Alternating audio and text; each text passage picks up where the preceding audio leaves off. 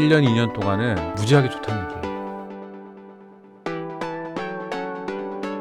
조선은 100조가 넘어갑니다. 방산도 이제 100조를 돌파하려고 하고 있고 엄청난 거예요.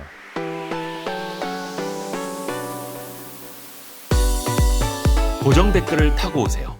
항상 저희에게 많은 인사이트를 주신 김정호 교수입니다. 안녕하세요. 네, 안녕하세요. 안녕하세요. 또 불러주셔서 감사합니다. 아이고, 그 사이에 책이 나와가지고 내 아이 실리콘밸리 CEO로 자라는 교육. 예, 그러니까 저희가 지난번에 오셨을 때도 유치원 교육에 대해서도 이야기를 했는데 네. 진짜 많은 분들이 공감을 해주셨어요. 예, 이 책 이야기는 저희가 뒷부분에 또 계속해서 이어가 보겠습니다. 우선은 가장 최근의 이슈 몇 네. 가지 좀 짚어보고 이 교육 이야기도 좀 해볼게요. 우선은 저희가 오늘 며칠입니까? 8월 26일 화요일 오후 늦은 시간에 촬영을 하고 있는데 한미 정상회담이 막 끝났습니다. 네네. 사실 조금 이제 좀 조마조마한 게 있었죠. 오, 많았죠. 무슨 숙청을 했느니 혁명을 했느니 그런 나라하고 같이 비즈니스 못해 트럼프가 직전에 SNS에 올리고 막 예. 어떻게 보셨어요 이번 그 전체 정상? 그래서 사고 터지나 그랬어요. 저는 젤렌스키처럼 직전에, 예. 진짜 사고 터지나 그랬는데 웬걸 아주 깔끔하게 아주 화기애애한 분위기로 가더라고요. 일부 보도가 있기도 했는데 네. 정상회담을 취소해야 한다라는 주변 참모들의 뭐가 올라갔다 막 이런 게 좀 있었거든요. 예, 그래서 네. 더 좀 조마조마했죠. 네. 근데 성공적이라고 보세요? 근데 굉장히 성공적이고 이재명 대통령이 아주 현명하게 처신을 했다는 생각이 들어요. 그리고 그 제가 백악관에 올라온 화이트하우스에 올라온 그 영상 53분짜리예요. 예. 요 지금 그 회담하는 영상. 예. 그 53분짜리를 전체를 다 봤는데 시간이 굉장히 짧아요. 두 분이서 회담하는 시간이 예. 뭐 통역도 거쳐 가다 17분. 보니까. 예. 통역까지 합쳐서 17분. 그리고 20분 정도가 되면 그때부터 이제 기자들하고 질의응답을 네. 해요. 네. 그래서 그거는 회담이라고 할 수 없잖아요. 예. 기자와 질의응답은. 네. 그러니까 20분도 채 안 되는 그 시간 한 17, 8분 그 시간에 통역까지 다 이루어진 거니까 진짜 내용이 별로 없었고 예. 그것도 이렇게 분석을 해보면요. 처음에 모두의 트럼프 대통령이 발언을 하거든요. 예.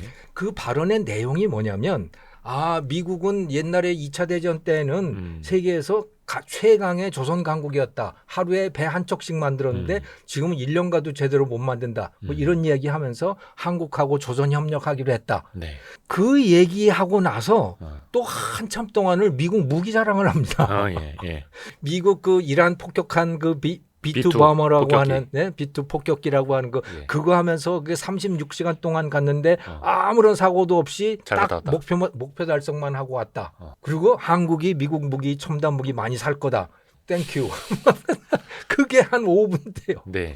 그리고 또 이렇게 그 쭉 기례를 봤더니 이재명 대통령이 발언을 하면서 이제 그 김정은과의 회담 이야기를 많이 하잖아요. 예. 예. 그거에 대해서 또 트럼프 대통령이 아주 흡족해 하더라고. 그러면서 그 얘기를 하는데 한 7, 8분 정도가 돼요. 맞아요. 그러면요. 별로 말할 시간이 없더라고.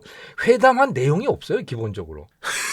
물론 이제 실무회담은 그 이후에 또 했다고는 합니다만 비공개로 했다고 하는데 별로 내용도 없는 것 같아요, 거기서. 그래요? 거기 예. 2시간 20분 했다 하던데. 그러니까 예정된 시간보다 더 길게. 별로 내용이 별로 없는 것 같아요. 전반적으로 보면. 네. 그러면 이제 그 말씀의 뉘앙스는 오히려 더 구체적이지 않아서 좋았다는 걸까요? 뭐 어떤 의미일까요? 화기애애하게 넘어갔다. 저는 이렇게 봅니다. 하기에 앞으로 모든 숙제들을 다 그냥 뒤로 다 넘겼다. 이렇게 저는 이해가 되더라고요. 예를 들어서 예. 그중에 트럼프 대통령이 그냥 말만 꺼내고 전혀 서로 그 협의가 이루어지지 않은 부분이 알래스카 가스전 그렇죠. 개발하는 거예요. 예. 그건 트럼프 대통령이 이번에도 얘기를 했어요. 예. 근데 이재명 대통령 거기에 대해서 아무 말도 언급을 하지 않았어요. 이게 정말 난감한 문제거든요, 이게.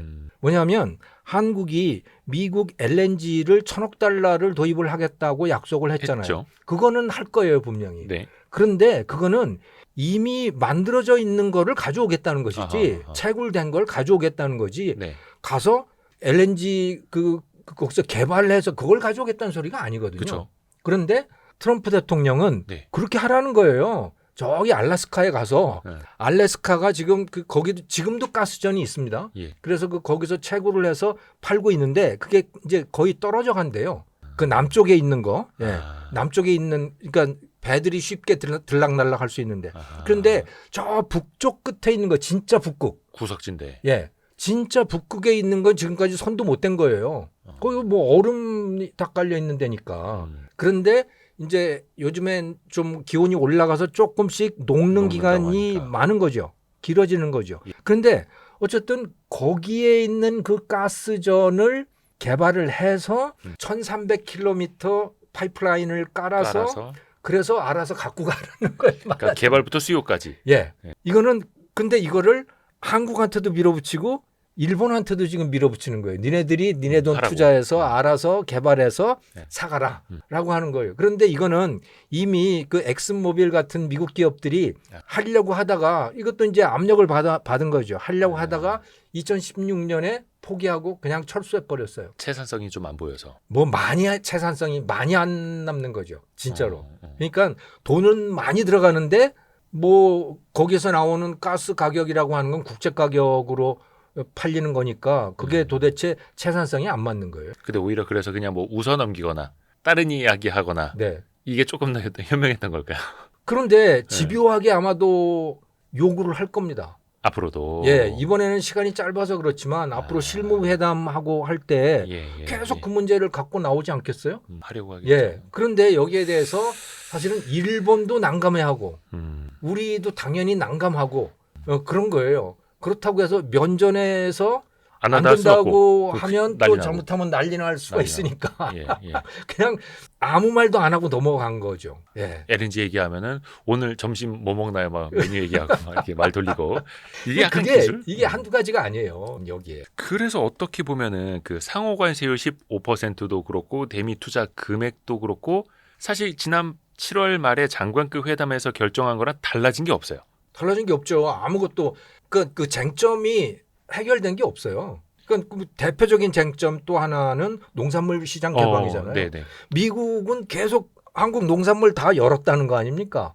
우리는 하나도 안 열었다 그러고. 그럼 이제 그렇게 말을 하더라도 그냥 끄덕거리고 그냥 가만히 있는 게 나은 걸까요, 우리는? 그러니까 지금까지는 메모랜덤도 없이 그냥 서로 말만 하고 있었는데 근데 언젠가는 진실의 순간이 다가오는 거 아니에요. 언젠가는 예를 들어서 미국 농민들이 한국에다가 수출을 하려고 하는데 뭐 저 소고기라든가 이런 거 한국에서 지금까지하고 똑같이 관세를 매기거나 또는 쿼타를 적용하거나 하면 아니 쟤네들 연다고 그랬는데 왜 하나도 안 열어요 하고 당연히 가서 따질 거 아닙니까? 네. 그러면 당연히 문제가 되겠죠. 그러니까 언젠가 진실의 순간은 닥치는 거예요. 근데 그게 해결이 하나도 안 되고 있는 겁니다. 근데 또 우리 입장에서는 트럼프에게 논리 대 논리로 팩트 대 팩트로 막 반박하고 하면 오히려 더 안 좋아지니 일단은 시간을 끄는 거고. 그렇죠. 근데 이번에도 의제상으로는 농산물이나 축산물 이제 추가 개방은 오르지 않았다고 하니 우리 입장에서는 뭐 나빠진 거는 없는 거고 화기애애하게 다녀왔고. 그렇죠. 그리고 조선 투자도 지금 그렇습니다. 이게 왜 미국에서 1년에 배 한 척도 제대로 못 만들고 기껏해야 군함만 한 10년에 걸쳐서 한 대씩 만들고 이러느냐. 왜? 그거는 그들이 군함만 같은 경우는 존스 액트인가 뭐 그런 특별법으로 인해서 외국에서 만들 수 없게 돼 있어요. 그렇죠. 그러니까 국내에서만 만들 수 있어요. 그런데 실력이 너무 없어요. 배 만드는 실력이 너무너무 그 인건비가 비싸고 오래 걸리고 제대로 하는 건 없고 이런 상태이거든요. 네. 자, 그런데 한국이 들어갔어요. 그러니까 하나오션이 지금 필리 조선소라고 하는 데를 인수를 해서 들어가서 뭔가를 지금 하고 있습니다. 자, 그러면 이게 될까요? 현지에서. 예. 여기서 그 사람들이 안 된 이유가 뭐겠어요? 주주만 달라진 거지 그러면. 그 현지인들에서 현지 조선소에서 만드는 거 똑같은 거예요. 트럼프가 요구하는 거는 미국 노동자들을 고용해서 배를 만들려고 하는 겁니다. 그런데 지금까지 왜 못 만들었느냐? 미국 노동자들이 배를 못 만들어요. 기술력도 그렇고 원가도 그렇고. 특히 원가가 그러는 거고 원가가 도저히 말이 안 되기 때문에 거기서 그런 기업들이 존재할 수가 없는 거고. 경쟁력에서. 경쟁력이 없기 때문에 그게 경쟁력이 있다면 미국인들도 당연히 조선소를 만들고 또 그걸로 비즈니스를 하고 그러겠죠. 근데 어림도 없어요. 지금 국제 시세의 5배나 더 높아요. 비용이. 자, 그러면 한국 조선소들이 이제 뭐 현대중공업이든 하나오션이 들어가서 이제 뭘 합니다. 하는데 그 한계를 벗어날 수 있느냐는 거예요. 그 한계를 미국인들의 한계를 벗어나기 위해서는 한국 사람들을 데리고 가야 돼요. 한국 노동자들을 데리고 가야 돼요. 자, 그런데 지금 우리나라에도 노동자가 부족하잖아요. 그렇죠. 용접할 사람들. 예. 우리나라에도 부족해서 지금 뭐 외국인들 다 들여다가 그 사람들을 훈련시켜서 지금 뭐 겨우겨우 예. 꾸려 나가고 있는 상황이고 지금도 2028년까지 일감이 밀려 있는 상황이고 그런 거예요. 사람을 뺄 수 없는 상황이에요. 그런데 어쨌든 미국에 투자를 했고 미국에서 뭔가 성과를 보여주려면 한국 사람을 데리고 가야 돼요. 예. 두 가지 장애가 있는 거죠. 몇 명까지 데려갈 수 있는 거냐? 그거 다 이민 문제 아닙니까 지금. 그렇죠. 비자 문제고. 예. 그다음에 또 하나는 한국에서 그렇게 뺄 수 있느냐 하는 거예요. 그것도 어렵죠. 그러면 한국 조선소가 제대로 안 들어갈 텐데. 그러니까 이게 보통 일이 아닌 겁니다. 그렇게 해서 뭐 우여곡절을 거쳐서 배를 만들었다고 치자. 그 배의 값이 어떻게 되겠습니까? 엄청 비싸겠죠. 엄청 비싸겠죠. 아니면 거의 만들어서 막 적자 보거나. 그러니까요. 그걸 어떻게 감당하냐는 거예요. 처음에 한 척은 오케이. 뭐 시제품이라고 해서 뭐가 그렇게 해볼 수 한다고 있죠. 해도 예. 그게 지속 가능하겠냐는 거죠. 그러니까 왜 미국에 조선소가 없는지를 생각을 할 수밖에 없다라고 그렇죠. 하는 거예요. 그런데 유일한 희망은 거기서 군함을 만드는 겁니다. 전투함. 전투함에 대해서는 일반 상선과는 완전히 시장이 다르잖아요. 네. 그거는 뭐 그 국방성 해군 뭐 이런 데하고의 거래이기 때문에 일반 그 선박 시장 중국이라든가 뭐 이런 데하고 경쟁하는 그 시장하고는 아니니까. 완전히 다른 시장이기 때문에 네. 그거는 말이 돼요. 그거는 가능성이 있어요. 지금도 미국 조선소들이 미국 해군에다가 그렇게 납품을 하고 있으니까 말도 안 되는 가격에. 우리도 그렇게 쟤네들은 예를 들어 뭐 10조 원 주고 구축함을 하나 만들었다. 네. 그런 주문이 있었다 그러면 우리는 8조 원 해줄게. 이렇게까지는 할 수 있겠죠. 한국 기업들. 하지만 과연 미국 해군이 전투함을 한국이 경영하는 조선소에다가 맡길 수 있을까? 이거는 보통 일이 아닌 겁니다. 군사 기밀을 다 내주는 거거든요. 네네네. 지금 그 한화 오션의 거제 사업장 같은데 그 미국 해군 함정이 MRO가 들어가 있잖아요. 유지 보수. 네네네. 예, 그거 하잖아요. 예. 그 현대중공업에도 아마 지금 예, 했을 있다고. 겁니다만은 그거는요 전투함이 아니에요. 보급함이라 하더라고요. 군수 지원함입니다. 예. 그 군사 기밀 같은 게 없어요. 거기는 전투함은 못 맡기는 거예요. 차량으로 우리한테. 따지면 이제 밥차 같은 거죠. 그렇죠. 예. 그렇죠. 진짜 정수 군사 기밀이 들어있는 그거는 못 맡기는 거예요. 그런데 미국 본토에 들어갔다고 해서 그 문제가 해결이 될까? 쉽지 않을 거라고 봅니다. 그래서 앞으로 해결해야 될 것들이 네. 정말 많다. 이 장애물들이. 그러니까 뭔가 미국의 돈을 정책적으로도 그렇고 실무적으로도 그렇고 그 조선소를 어떻게 활용할 거냐도 그렇고 사실 어떻게 보면 이제 시작이니까요. 예. 근데 이제 막 첫 발은 내딛는 거고. 네. 그래서 이제 어떤 분들은 그런 말씀하시더라고요. 국내에서 배의 기본 틀까지는 만들어 가고 네. 거기에서 현지에서 무기를 부착하는 방식으로 하이브리드 방식으로 하면 조금 더 낫지 않을까 이런 아이디어. 그럼 우리 희망 사항이죠. 예. 뭐 우리 희망 사항으로 하면 제일 좋은 거는 여기서 다 만들어서 한국에서 배 다 만들어서 껍데기는 다 거기 하고 이제 미국으로 가져가고 미국에서 자기들 무기만 장착하는 뭐 그런 걸로 가면 우리는 제일 좋겠죠. 그래서 선박 수출을 하는 걸로 가면. 네. 그런데 트럼프가 원하는 건 그게 아니잖아요. 미국 일자리. 의원들이 원하는 것도 그것도 아니고 제조도 그렇고 일자리도 그렇고. 미국에서 조선업을 부흥을 시키자는 거 아닙니까? 마스카라고 하는 게 기본적으로.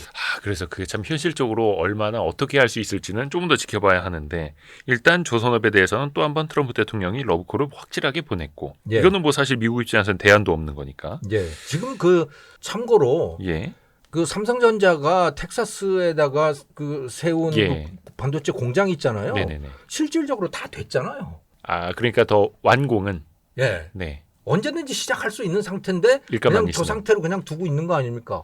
거기서 작동을 그러니까 비즈니스를 할 수가 없는 거예요, 기본적으로. 일감이 있어야죠. 일감도 일감이고 일감이 없는 이유는 그 사람들을 데리고 뭘 할 수도 없는 거고 지금 그런 거죠. TSMC도 아주 애를 먹더라고요. TSMC도 미국 공장은 미국 노동자들을 데리고 뭔가를 해야 되는데 그 사람들은 맨날 따지는 게 워라벨이고 뭐 이런 거예요. 시간 딱 되면 퇴근해야 되고. TSMC는 특히 워라벨 별로 없다던데요. TSMC는 대만에서는. 24시간 3교대 돌아가고 그러는 데거든요. 그 똑같은 방식으로 미국에서 한다면은 뭐 말이 안 되는 거죠. 그런데 사실은 TSMC 기업 문화는 그거거든요. 그게 바로 그들의 경쟁력인데 고객에게 다 맞춰주기 위해서 막 밤을 네. 새서라도 막 이런. 그렇죠. 근데 미국 가서는 그게 안 되는 거예요. 그러니까 이거 어떻게 비즈니스가 제대로 되겠습니까? 그래서 이게 현지화가 얼마나 될지는 좀 더 따져봐야 하는 거고 또 이번에 그 정상회담 보니까 그러니까 사실상 정상회담을 한마디로 요약하라면 네. 피스메이커와 페이스메이커 이거 재밌더라고요. 말씀하시는 분들 많더라고요. 이거 예. 준비된 멘트겠죠. 확실히. 그렇겠죠. 아주 고도로 준비한 것 같아요. 그러니까 트럼프를 좀 띄워주려고 막 예. 노벨 그리고 평화상 이게 거의 랩 수준의 힙합 수준이 라임이라고 하죠. 라임이죠. 예. 라임까지 맞춰. 야 얼마나 이 분위기를 띄우려고 고민을 많이 했을까 좀 뭐. 아무튼 근데 그게 그런 제대로 먹혔다는 거. 예, 제대로 먹겠죠. 아주 그래서 유쾌하게. 김정은도 만나겠다고 하고 네. 기자가 질문하니까 예. 언제 만날 거냐 하니까 만날 사람이 너무 많아서 바쁘긴 한데 네. 올해 안에 만났으면 좋겠다 뭐 이런 말도 하고 중국에도 같이 가자 그러고 서로 농담하고. 그리고 갑자기 트럼프 네. 대통령이 먼저 얘기한 거죠. 그거는 그러네요. 예, 중국 그럼요. 갈 수 있는데 가게 예. 되면 예. 뭐야, 연료도 아낄 겸 같이 네. 타고 가자. 서로 뭔가 지금 코드가 맞았어요. 네. 어. 그러니까 구체적인 사안들은 아무것도 해결된 게 없는데 약간 분위기는 서로 이제 맞춘 그런 상황. 표현이 좀 끌어오실 수도 있겠습니다만 트럼프의 마음에 든다라는 게 네. 진짜 종이 한 장 차이. 그 회담 시작하기 그렇더라고요. 그런 것 같아요. 한두 시간 전까지만 하더라도 뭐 이상한 네. 뭐 숙청이니 뭐 미군 뭐 교회 압수수색 뭐 이래서 이 나라에서 사못 했다가 또 만나서 자기 막 띄워주고 하니까 막 뭐래더라 뭐 위대한 지도자라 예. 막 이렇게 얘기해주고 막 언제 또 바뀔지 몰라요. 하기 안심할 수는 없는 거죠. 예, 전혀 안심할 수 없는 거고.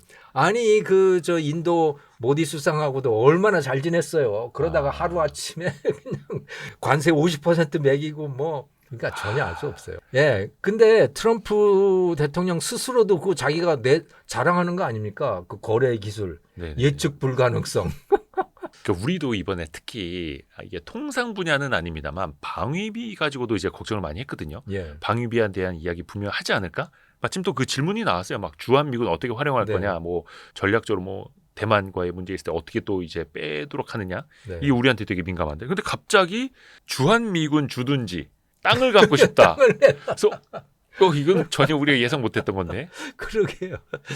그건 뭐 현재 국제법으로는 말이 안 되는 건데. 임대는 해줄지언정. 예, 지금도 그러니까 리스를 하고 있는 거죠. 예. 근데 뭐 이 양반은 뭐 기존의 질서라든가 이런 거 전혀 반통하니까. 뭐 개의치 않는 사람이니 뭐 어떻게 될지 알 수 없지만 어쨌든 지금까지의 국제법으로는 터무니없는 말이래요. 땅을 내놓으라고 하는데. 근데 그 말을 갑자기 왜 한 걸까? 물론 이제 트럼프 대통령이 뭐 부동산 개발 사업을 하고 네. 토지 땅을 좋아합니다만 갑자기 평택 땅을 왜 달라? 근데 그린랜드 땅 내놓으라고 그러고 파나마 운하 내놓으라고 그러고 가자지구 거기다가 내놓으라. 리조트 센터 만들겠다고 그러고 예. 그런 거나 같은 맥락인 것 같아요. 그 본능적으로 그런 말이 나오는 건지 모르겠습니다. 그게 계산된 멘트인지 뭔지는 모르겠습니다만 본인만 네. 알겠죠. 네. 그 우리 입장에서 보면 물론 그거는 뭐지 뭐 법도 바꿔야 되고 이게 현실성은 굉장히 떨어진다라고는 합니다만 네. 또 이게 주한미군을 뭐 감축하거나 아니면 뭐 일본 쪽으로 대만 쪽으로 돌리는 것보다는 또 우리는 뭔가를 안을 만들어야 될 거 아니에요. 대안을 이해득실을 좀 땅에 따져보면. 대해서요? 땅이 될지언정 땅에 뭐. 대해서는 저는 뭐 대안이랄 게 없을 것 같아요. 이건 협상 여지 자체도 예, 없다. 그거는 그냥 안 된다고 그래야 될 것 같은데요. 근데 이제 저는 제일 어려운 문제가 그 한미 동맹 현대화라고 하는 거. 네. 주한 미군과 이 상호 방위 조약이라고 하는 것의 성격을 다시 규정하는 거. 예, 현대화 이야기가 나왔죠. 예, 이게 굉장히 어려운 문제일 거라고 봐요. 이거 정말 어렵고 한국인들이 미국을 좋아하잖아요. 그러니까 그 여론조사 해놓은 거 보면 당신은 미국과 중국 중에 선택해야 된다면 어느 쪽입니까 하면 90%는 압도적이죠. 미국 쪽이에요. 네네네. 그런데 그것과 미중 전쟁에 가서 우리가 가서 끼는 거하고는 전혀 다른 문제예요. 그런데 지금 그 트럼프 진영에서 이쪽 그 인도 태평양 지역 국가들한테 요구하고 있는 것은 네. 미중 전쟁에 끼라고 하는 겁니다. 거기에 뭔가 역할을 하라고 하는 거예요. 그래서 예. 이미 일본과 필리핀은 오케이 답을 한 거죠. 거기에 대해서. 그래서 심지어 일본의 경우에는 그 미국이 지금 그 다차원 그 멀티 디멘셔널 태스크 포스라고 하는 거를 두기로 했잖아요. 네. 예, 그거를 오키나와하고 하와이에 두기로 한 겁니다. 그래서 다영역 방위군 또는 다영역 태스크 포스라고 하는 건데 이거는 이제 뭐 미사일이라든가 이 전파 교란이라든가 오만 것들 예. 모든 것을 동원해서 중국을 봉쇄하겠다라고 하는 겁니다. 아주 대놓고. 그런데 거기에 대해서 일본은 오케이 동의를 한 거예요. 근데 그것과 관련해서 이 트럼프 진영에서 지금 한국에 대한 구상을 지금 내놓고 있는 게 한국에도 일개 대대를 두겠다는 겁니다. 지금 최첨단 기지예요. 그러니까 한국이. 그걸 우리가 어떻게 받아들일 거냐 여기에 대해서. 일반적인 육군을 뛰어넘어서는 예, 뛰어넘는 그 대놓고 중국을 견제하는 부대인 거죠 이게. 일종의 사드 부대처럼. 예, 사드는 최소한 명분은 북한 미사일. 견제잖아요. 북한에서 쏘는 ICBM 견제하는 거 아닙니까? 명분은. 예, 명분은 뭐 실질적으로는 어떻게 될지 최소한 그 사드 부대의 레이더망은 저 만주를 다 커버하고 있다고 하더라고요. 네. 근데 뭐 그거는 어쨌든 실질적으로는 그런 거고 명분은 북한을 그 대적하기 위한 것인데 이 부대는요. 이 멀티 디멘셔널 태스크 포스라고 하는 거는 이건 대놓고 중국이에요. 그러면 이미 그 구상이 지금 나와 있는데 한국도 여기에 대해서 답을 해야 될 거 아닙니까? 지금 그게 그 어떤 상태에 있는 건지 전 전혀 알 수 없습니다만은 이번 회담에서 전혀 나오지 않은 문제인데 분명히 문제가 되는 그런 이슈들인 거죠. 그러면 또 그게 어떻게 보면 이제 안보 측면에서 비즈니스적으로 이어져서 또 중국을 자극할 수도 있으니. 네. 근데 이번에 이재명 대통령도 그 안미 경중에 대한 한마디를 했더라고요. 그러니까 예. 안보는 미국, 경제는 중국이었는데 이제는 그게 현실적으로 좀 어렵게 됐다. 네. 근데 또 미국도 다만 중국과 그렇게 경제적으로 경쟁을 하면서도 그러니까 안보적인 측면에서도 문제를 삼으면서도 비즈니스는 또 비즈니스대로 한다 이런 취지로 이야기를 하더라고요. 그렇죠. 미국도 하지 않냐. 그러니까 우리도 그 정도는 한다. 네. 가까이 있는 나라로서. 그 어떡하냐. 중국하고 딱 붙어 있는데 뭐 이 정도 이야기를 한 거예요. 현실론으로. 예, 하지만 본격적으로는 안 하겠다. 이렇게 이야기를 했는데 자 그러면 최소한 외형적으로는 미국에 상당히 다가간 거 아닙니까?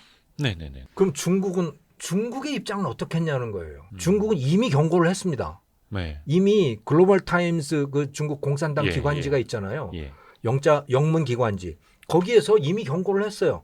당신네들 미국하고 좀 마스간이 뭐 그런 거 한다고 하는데 조선업 가서 그렇게 도와주고 그러면 당신네들 미국에 종속되는 거야. 조심해. 하고 이미 공개적으로 경고를 했어요. 사설로. 그러니까 뭔가 우리한테 중립을 지켜라 뭐 이런 식으로 했다 하더라고요. 그러니까요. 그러니까 중국이 아마 가만히 안 있을 겁니다. 그러니까 이 마스가라고 하는 게 본격적으로 되잖아요.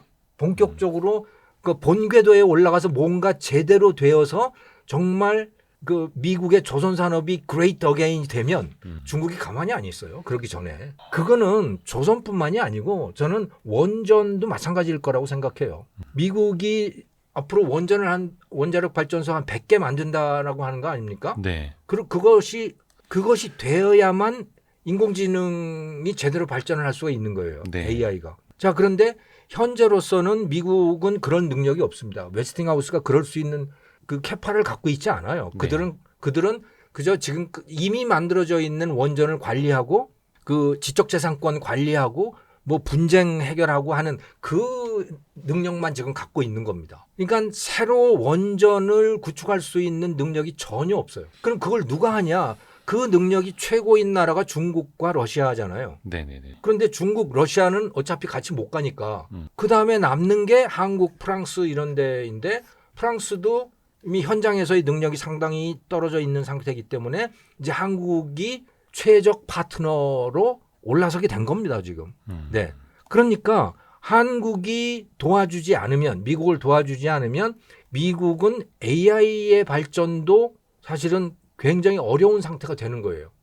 지금 그 메타도 그렇고 구글도 그렇고 뭐 다들 자기 전용 원전을 두겠다고 지금 다들 그러고 있잖아요. 그 전용 원전을 뭐 어떤 경우에 소형 모듈형 원전 SMR이라고 하는 것도 있고 예. 아니면 또 이미 그 문을 닫은 스리마일 아일랜드에 있는 옛날 그 대형 원전 그거 다시 살리겠다는 거거든요. 네네. 그렇게 해서 그걸 거기에서부터 전기를 쓰겠다고 그 오픈 AI가 그 뭐 그렇게 하고 있던가? 네네네, 거기도. 뭐 그렇죠. 자, 그럴 정도로 지금 전기 사정이 급한 거예요. 네네. 이 특히 AI 기업들이. 데이터 센터에서. 그런데 그걸 해줄 수 있는 데가 어디냐? 한국밖에 이제는 없는 겁니다. 그러니까 원천 기술은 없더라도 원전을 지어줘야 하니까. 시공. 만들어야 되니까. 시공하고 그다음에 그 원자로 철판들 다 잘라서 그거 이어붙이고 파이프 만들고 용접하고 하는 그 일들을 할 수 있는 기업이 그런 서플라이 체인이 지금 한국밖에 없는 상황인 거예요. 미국은 전혀 없는 상황이고. 그래서 그 지금 조지아에 있는 그 보글 원전이라고 하는 게 2024년에 개통이 됐거든요. 네. 최근에 하나가 딱 개통이 됐는데 네. 그거 만드는데 16년이 걸린 거예요. 그냥 어거지로 만든 거죠. 어거지로 그야말로. 그래서 심지어 어느 정도까지 됐었냐면 그 파이프 같은 거 이런 것들이 있잖아요. 그 용접을 해야 되는데 용접이 제대로 안 돼서 1년 6개월 동안 했던 걸 다 폐기하고 새로 만들 정도로 그럴 정도의 실력입니다. 아, 그래요? 네. 그냥 현장 능력이 없는 거예요. 자, 그러니까 한국이 도와주느냐 안 도와주느냐에 따라서 예. 미국의 AI가 제대로 갈 수 있느냐 없느냐가 사실은 달려 있다고 봐도 큰 과언은 아니에요. 특히 발전적인 측면에서. 예.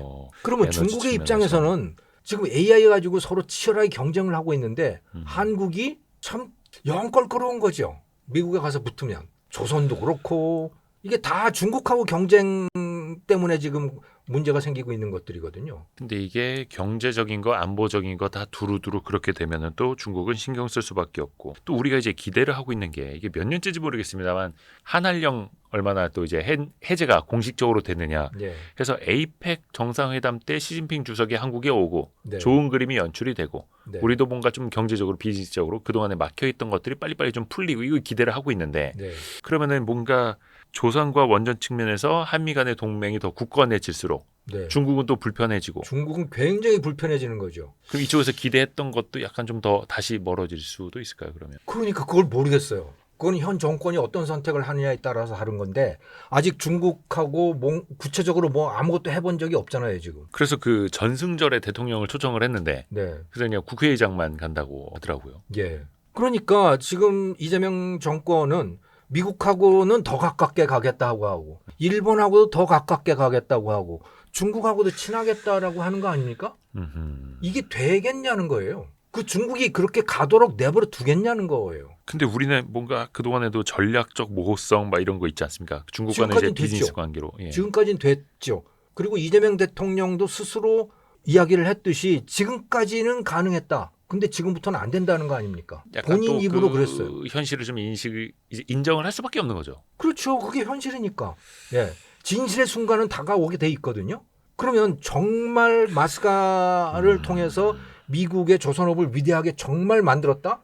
이거는 중국으로서는 도저히 용납할 수 없는 겁니다. 왜냐하면 중국이 이 태평양을 장악하고 싶은 거 아니에요. 네. 내놓고 태평양 패권을 추구하고 있는 거 아닙니까? 네네네. 예, 그래서 해군을 그렇게 키우고 있는 건데, 근데 한국이 미국에 가가지고 미국 해군을 키우면, 그러면 중국하고 지금 덤비는 거죠.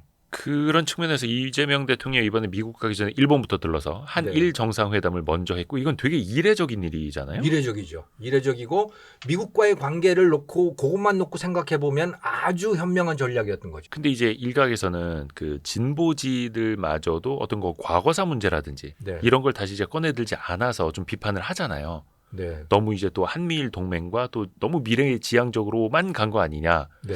이런 비판도 나오는데 그럼 또 어쩔 수 없는 선택이었을까요? 저는 손을 잡아야 된다 그러면 과연 누구하고 손을 잡아야 되느냐 선택의 이 문제. 아시아에서 이건 일본일 수밖에 없다고 봐요. 중국하고 그러면 중국하고 더 가까이 간다?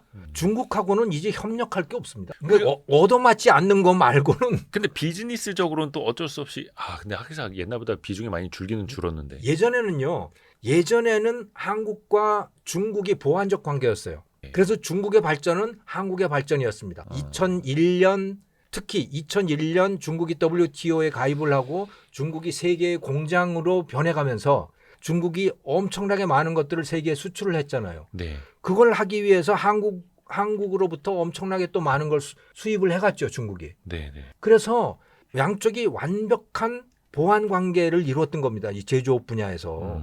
그런데 이제는 아니에요. 이제는 경쟁이죠. 경쟁 관계가 된 거예요. 그리고 이미 중국이 한국을 뛰어넘었어요. 직접 맞닥뜨리고 있는 분야에서는 한국을 다 뛰어넘었어요.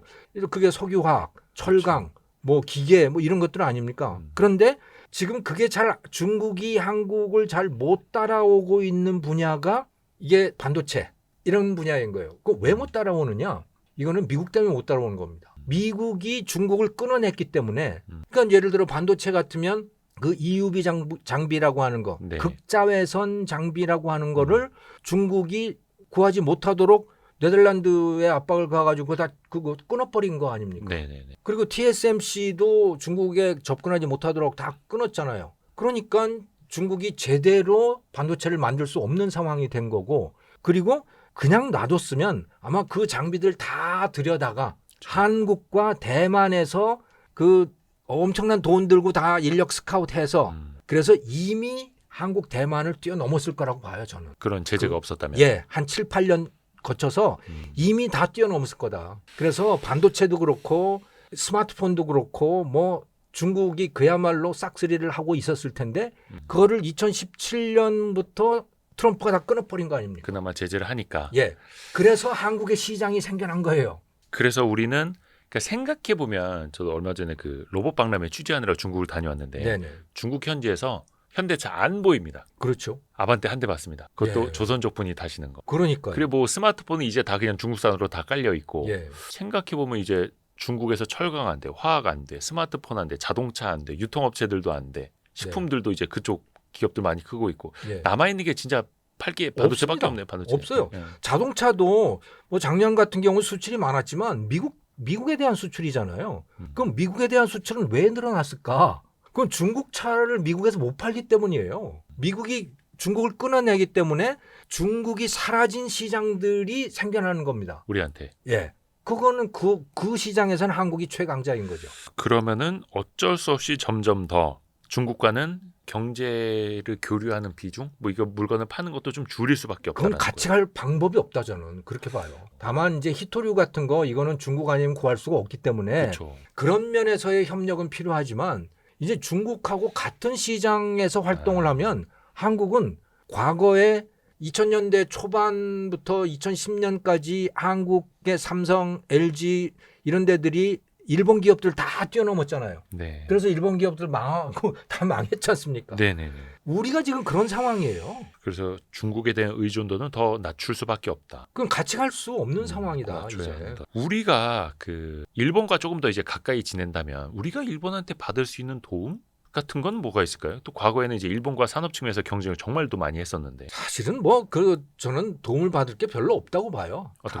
다만 안보적으로 지정학적으로 굉장히 중요한 위치이고 중국 때문에. 예, 그리고 중국이 패권 추구를 절대 포기하지 않을 것이기 때문에 한국만 가만히 있으면 너무 불안하고 그야말로 중국의 속국이 될 수 있으니 그런 위협을 당하는 나라끼리 손을 잡는다라고 하는 의미, 그런 의미에서 일본, 필리핀, 한국, 대만 이렇게 이제 손을 잡을 수밖에 없는 상황이다. 이게 제가 정치적인 건 잘 모릅니다만 항상 보수 정부일 때는 그래도 한미일 동맹, 네. 일본과 가깝게 지내고 진보 정부일 때는 그래도 한일보다는 그냥 한미, 네. 그리고 중국과는 좀 비즈니스 관계로 좀 이렇게 설정을 하고 전략적 모호성을 중간에 가지고 갔었는데 이재명 정부부터는 그게 그러면 또 확실히 좀 달라진다라는 걸까요? 한미일로 이렇게. 그러니까 경제적으로 보면 한국과 일본 여전히 경쟁 관계예요. 그러니까 한국, 일본, 중국이 모든 산업에서, 그러니까 특히 주력 산업에서 다 경쟁 관계가 돼버린 거예요. 그래서 같이 갈 수 없어요, 이거는 경제적으로는.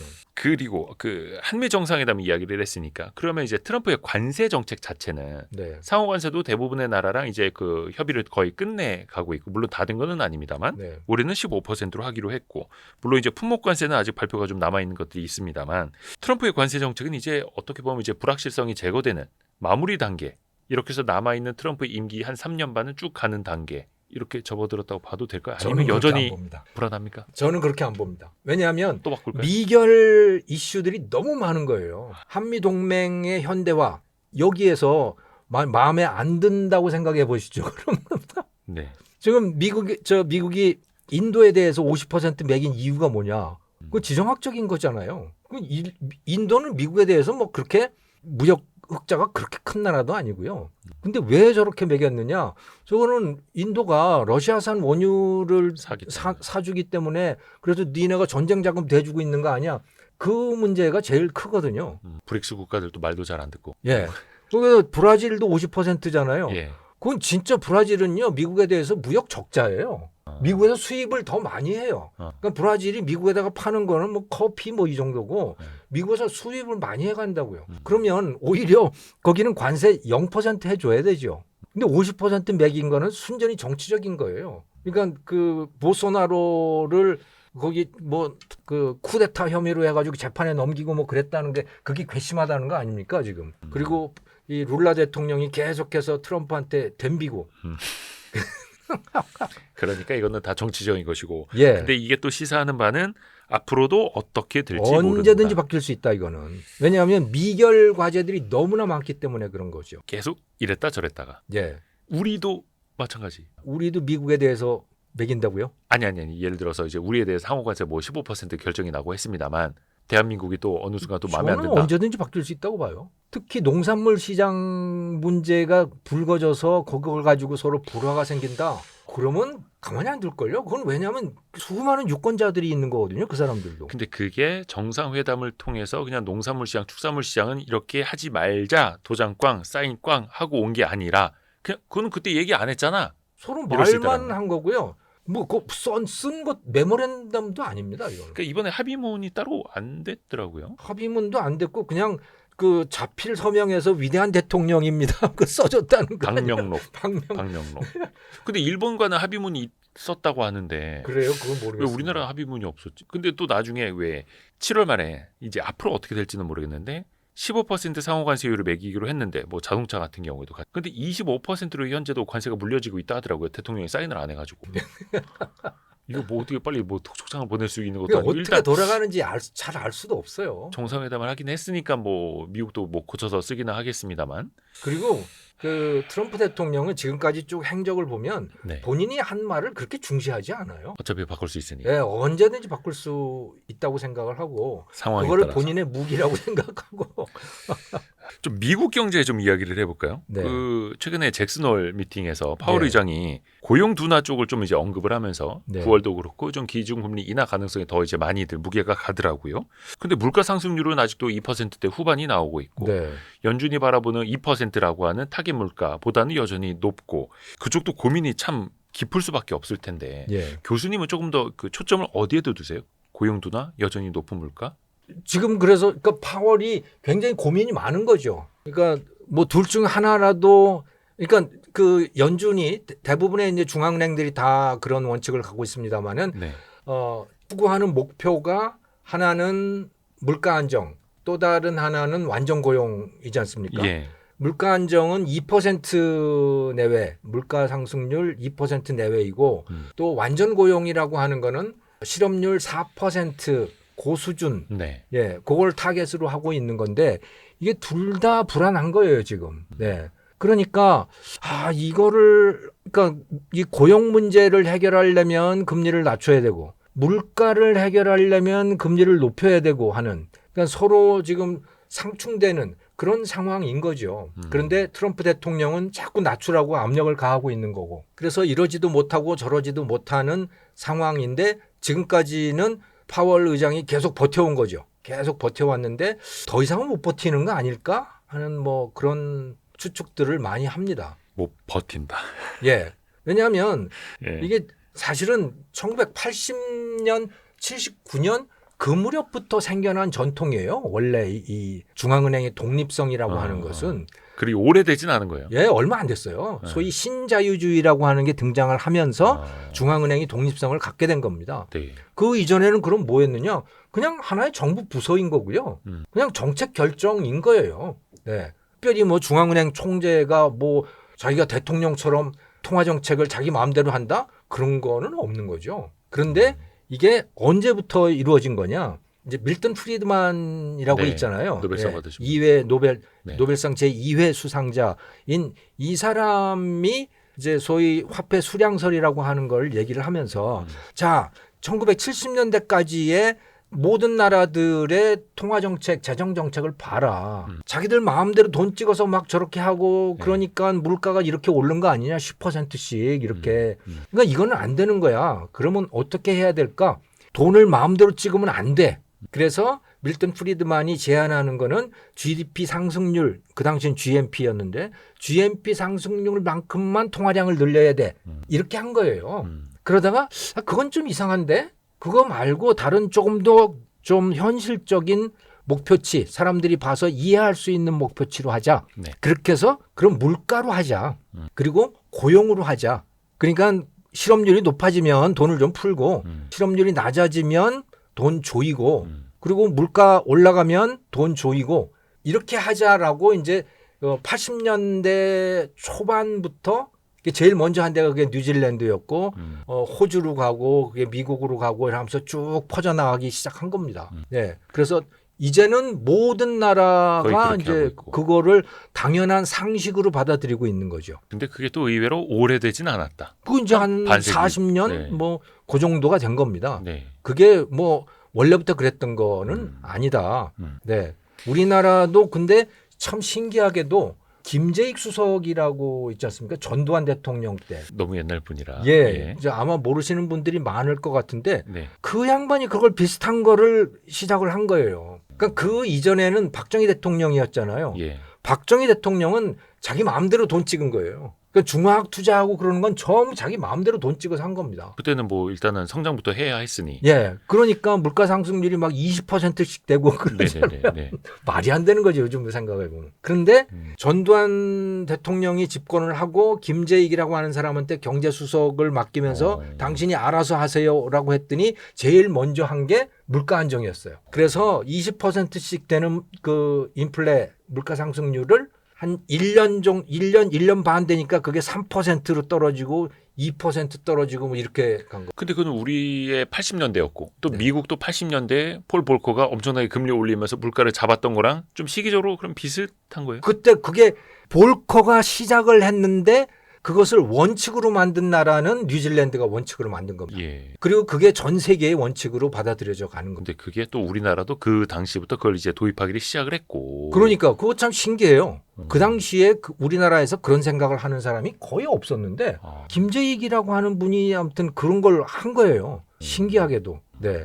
근데 이제 이 이야기는 미국 연준의 어떤 독립성 예. 이야기하다 여기까지 왔는데 예. 근데 트럼프 대통령은 그걸 인정하고 싶지 않은 거죠. 그게 어디 써 있어? 70년대까지만 해도 그렇게 안 했는데 네, 그거 어디 내 마음대로 할 거야. 내 마음대로 해도 되는 거지. 내가 임명한 사람인데 내 말 듣는 사람 임명하지 왜? 저는 그래서 요즘에 어떤 생각이 드냐면 네. 요즘에 이제 스티브 미란도 FOMC 그 연준 의장 그 이사로 넣고 들어갔죠. 그다음에 리사 쿡도 무슨 뭐 모기지 대출 받을 때 비리가 있었다라면서 이제 축출하려고 하고 네. 보니까 이사회를 막 장악하려고 하잖아요. 네. 이거 보니까 마치 그 주식회사의 경영권 분쟁 벌어지듯이 이사회 그런 거죠. 장악하려고. 예. 그런 거죠. 그러니까 미국 연준이라고 하는 게 연방준비제도 이사회잖아요. 예, 예. Federal Reserve Board예요. 네. 보드라고 하는 거는 이제 여러 사람이 모여 있는 거죠. 그 이사회죠. 예. 근데 그게 미국에 그런 제도가 존재하는 이유는 미국의 연방은행들이 있습니다. 네. 그러니까 우리나라 한국은행 있잖아요. 거기에 해당되는 게 미국은 연방은행이에요. 지역 연준들도 있고. 예. 연방은행이 아마 9개가 있을 겁니다. 네. 그러니까 워낙 이 영토가 넓고 그들 간에 옛날 같으면 이제 통신도 쉽지 않고 그러니까 그 통화 관리를 하는 은행들 그 중앙은행을 지역마다 군데군데 네. 만들어 놓은 거예요. 네. 그리고 그 총재들 그 가버너라고 하죠. 그 연방은행 총재들을 모아서 연방준비제도 이사회를 만든 겁니다. 그래서 총재들끼리 모이는 거. 그러니까 중앙회 같은 느낌? 예. 그렇죠. 중앙은행 중앙회. 중앙은행. 예. 아무튼. 예. 그런데 이제 지금은 그런 의미가 별로 없고 그냥 우리나라의 금융통화위원회 비슷한 그런 네. 역할을 하게 되었는데 예. 트럼프는 그 사람들을 이제 다 자기 사람으로 집어넣고 싶은 거죠. 그렇게 해서라도 금리를 엄청나게 내리려고 하는 거고 어떻게 예. 보면 이제 트럼프의 전술이 조금씩은 통하고 있는 것 같고. 그렇죠. 금리를 내리고 돈을 풀어서 그래서 그 미국의 국가 부채가 굉장히 많지 않습니까? 그 국가 부채 이자 부담도 줄이고 그리고 그 일자리도 많이 만들고 이렇게 하려고 하는 거예요. 그런데 이제 그렇게 하자면 물가 문제가 걸리는데 당장은 뭐 거기에 대해서는 트럼프는 아무 말도 안 하고 있는 겁니다. 근데 이게 자칫 잘못했다가 이 물가라는 고삐가 풀려버릴 수 있잖아요. 특히 이제 네. 관세의 영향이 본격적으로 나타날 수 있는데 얼마 전에 월마트 CEO도 그런 얘기 했더라고요. 이제 네. 연말로 갈수록 좀 상승 압력이 더 나타날 수밖에 없다. 가격을 정가시켜야 할 것 같다. 그러면 또 연준 입장에서도 뿐만이 아니라 미국이라는 국가 입장에서도 보면 이제 물가가 치솟아 버리면 네. 또 실기해 버릴 수 있는 거잖아요. 그렇죠. 근데 그 정말 그 문제를 어떻게 할지 모르겠어요. 그러니까 아무튼 그게 지금 앞뒤가 안 맞는 행보를 하고 있는 거거든요. 우리나라 같으면 그렇게 그 박정희 대통령 때 돈을 풀었을 때 어떻게 해결했느냐. 우리나라는 다 물가 통제했죠. 네. 못 올리게 그냥 다 가서 단속하고 그랬잖아요. 짜장면 값 얼마 못 올리고 예, 뭐 예. 다 그렇게 했잖아요. 어쩌면 트럼프 대통령도 그렇게 하고 싶어 할지도 모르죠. 그건 잘 모르겠어요. 그 내수업체도 엄청나게 또 압박하기도 하고 막 예. 그러죠. 예. 그런데 그렇게 하면 도저히 어떻게 해볼 수 없는 약점이 드러나게 됩니다. 그게 달러의 기축통화 위치가 사라지게 되는 거죠. 달러가 추락을 하게 되는 거죠. 지금도 트럼프 대통령이 저렇게 자기 마음대로 하기 때문에 그게 미국 달러 가치를 상당히 깎아먹고 있거든요. 사실은요, 생각해보면 미국이 만든 것 중에, 미국이 생산하는 것 중에 최고의 명품이 뭐냐? 달러예요. 달러입니다. 왜냐하면 딱히 부인은 못하겠습니다. 예. 예. 왜냐하면 다른 나라 사람들이 다 물건 들고 와서 그 달러 가져가려고 다 미국에다가 예. 수출하는 거 아닙니까? 예. 달러 가져가는 거예요. 그렇게 찍어내도 그렇게 퍼 부어도 예. 달러에 대한 수요는 또 계속 지속 여전히 증가하고 있고 그래서 뭐 재정 적자 뭐 이런 거 웬만큼 내도 다 돈 빌려서 다 그냥 메울 수 있는 거고 그게 지금 미국의 가장 큰 힘이거든요. 네. 그런데 그 가치가 추락을 하면 미국 자체가 흔들릴 수도 있죠. 걷잡을 수 없는 거죠. 근데 사실 또 트럼프 대통령이 달러와 좀 약세를 희망한다라고는 합니다만 네. 완전한 약세로 가면은 또 그거는 또 미국이 받아들이기 어려울 테고. 그 부분에 대해서도 앞뒤가 안 맞는 말을 하는 게 달러 약세를 원한다. 그렇게 해서 미국 제품이 많이 수출되기를 원한다라고 하면서 또 동시에 미국의 기축통화, 국제통화로서의 위치는 절대로 양보 못하겠다는 거예요. 그건 앞뒤가 안 맞는 거거든요. 그 기축통화라고 하는 거는 예. 미국이 뭐 하고 싶다고 하는 게 아니고 다른 나라들이 달러를 예. 쌓아두면 그게 기축통화가 되는 거예요. 세계가 인정해줘야 되는 거고. 예, 그러니까 현재 대부분 나라들이 외환 보유고를 쌓을 때, 네. 예, 그 외환 보유고를 현금 달러로 쌓는 부분도 좀 있지만 많은 경우에 미국 국채로 그렇죠. 갖다가 쌓아놓는 거잖아요. 국채로 갖고 있는 거죠. 예, 미국 국채로 갖고 있는 건데 그 미국 달러 가치가 추락을 한다. 그리고 앞으로도 어떻게 될지 모르겠다라고 하면 달러를 버리죠. 이제 달러 대신에 금을 갖다 쌓아두든가 뭐. 중국이나 러시아처럼. 예. 중국, 러시아는 이미 그렇게 했던 거고. 그러게요. 그래서 앞뒤가 안 맞는 행보를 하고 있는데 결과적으로 그럼 또 달러의 추이를 보면 알 수 있을 테고. 근데 지금까지는 그래도 달러는 늘 약세로 좀 가다가도 다시 또 강세로 가고. 그렇죠. 막 이렇게 반복해 왔었는데. 예. 그러니까 달러의 강점이라고 하는 것은 유동성이 제일 좋다라고 하는 거죠. 세상 어떤 돈도 그렇죠. 달러만큼 유동성이 좋은 데가 없어요. 그러니까 대량으로 매각을 할 때 어떤 나라가 예를 들어서 미국 미국 국채를 가지고 있다가 그거를 현금을 위해서 또는 그 경제 위기를 해결하기 위해서 그걸 시장에 내놨다라고 할 때 그래도 미국 달러 또는 미국 국채 가격이 제일 등락이 덜한 거예요. 안정적인. 예, 가장 안정적인 거죠. 왜냐하면 워낙 물량이 많기 때문에 시장에. 네. 그래서 유동성이 좋고 언제든지 처분할 수 있다라고 하는 요 부분이 있고 또 다른 하나는 미국 국채 같은 경우에 이거 설마 미국이 부도내겠어? 라고 하는 믿음이 있는 거고. 그렇죠. 그리고 또 세 번째는 미국 연준이 그래도 세계 다른 대부분의 나라들보다는 통화가치 관리를 잘 하고 있는 거죠. 독립적으로 잘 하고 있다라고 하는 거예요. 그런데 이게 흔들리면 달러를 믿을 수 없게 되는 거죠. 사실 이제 안전자산이라는 게 뭐 달러, 미국채, 금 이게 가장 대표적이었는데 이제는 뭐 비트코인도 생기고 물론 이제 생각은 또 다를 수 있겠습니다만 뭐 네. 스테이블 코인이라는 것도 한다고 하고 네. 그러면 이제 선택의 폭이 또 넓어질 수도 있는 것이고 이게 하여튼간 미국의 위상을 또 보여주는 거니까 장기간 네. 이제 추이를 또 보면서 우리는 또 생각을 해볼 네. 필요가 있을 테고 미국의 정책이 뭐 바뀔지는 모르겠습니다. 일단은 뭐 파월 의장을 흔든다는 것 자체가 그리 또 좋은 신호는 아닌데 어떻게 달러 보면은 가치를 흔드는 거죠. 그게 미국에 대한 그러니까 달러에 대한 신뢰를 흔드는 거죠. 근데 어떻게 보면은 또 파월 의장을 흔들어서 금리를 내려야 한다라는 게 트럼프한테도 그렇게 시급한 일인가라는 또 의문도 생기기도 하고요. 그렇게 해서 금리를 빨리 낮춰야 또 미국 경제를 또 다시 일으킬 수 있다? 또 뭐 이런 생각을 갖고 있는 거잖아요. 트럼프 입장에서는. 그러니까 그만큼 또 압박을 가하게 하는 걸 테고. 그 트럼프는 이상한 경제 이론을 갖고 있어요.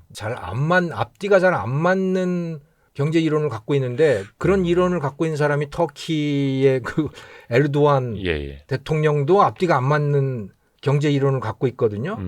그래서 터키 경제가 엉망이 되는데도 계속 집착을 그렇죠. 하잖아요. 그게. 재밌습니다.